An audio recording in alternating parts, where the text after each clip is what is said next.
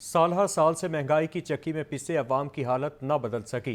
2024 भी पूरा हुआ लेकिन अवाम की कुव्वत खरीद न बढ़ सकी।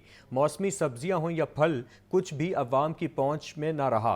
गुज़रे साल में अशिया खुरनोश की कीमतों के हवाले से क्या सूरत हाल रही, देखते हैं अब्दुल कादिर की ये रिपोर्ट। महंगाई की कहानी वही पुरानी। 2024 में भी महंगाई का ही चर्चा रहा। अवाम साल भर अशिया खुरनोश की कीमतों में रिलीफ के मुंतजिर रहे। हुकूमती अशारिये महंगाई में कमी का इशारा, जबकि अवाम महंगाई में इजाफे की दुहाई देते रहे। जनवरी 2024 से दिसंबर तक दुनिया में बहुत कुछ बदल गया, लेकिन पाकिस्तानी अवाम के मेयार जिंदगी में खास तब्दीली न आई। सब्जियों की कीमतों में साल भर उतार चढ़ाव जारी रहा। कुछ सब्जियां महंगी तो कुछ सस्ती हुई। लहसुन 545 रुपए से 720 रुपए किलो तक जा पहुंचा।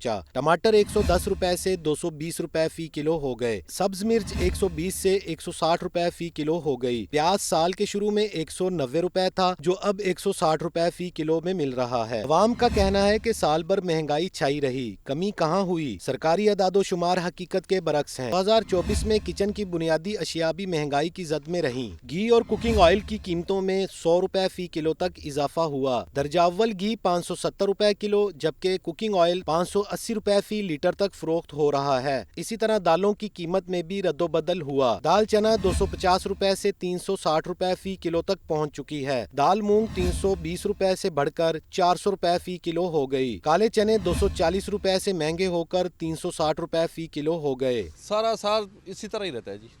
इससे बढ़ जाती है महंगाई, बिल्कुल कम नहीं होती।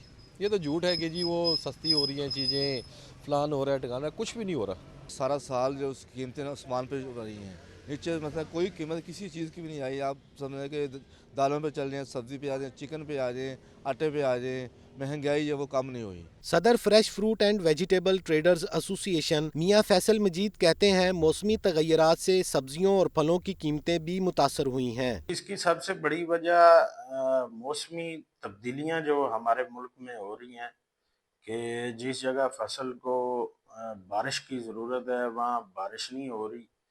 इस वजह से बहुत मसाइल पैदा हो रहे हैं। रेट बढ़ने की वजह से मार्केटों में भी चूँकि आनी तो जो भी चीज़ है वो ट्रांसपोर्ट ही इस्तेमाल होनी है। आगे मार्केट तक पहुँचते, मंडियों तक पहुँचते, तो वो भी रेट इतने ज़्यादा हैं, तो इस वजह से कोई महंगाई बढ़ी है।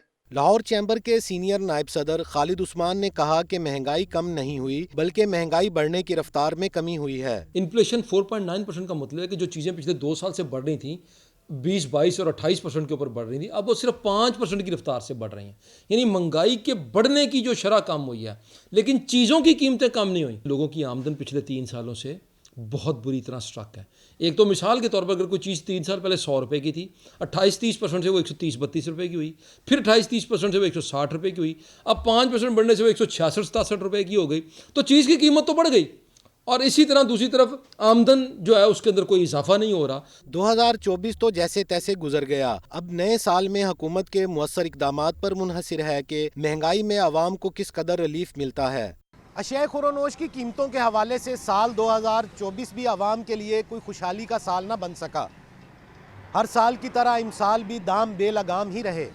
माहिरीन का मौक़िफ़ है कि आवाम को महंगाई के इशारियों में उलझाने की बजाय हुक्मरानों को कुव्वत ख़रीद बढ़ाने के लिए संजीदा इक़दामात उठाने होंगे। कैमरामैन उमैर रईस के साथ अब्दुल कादिर, लाहौर न्यूज़।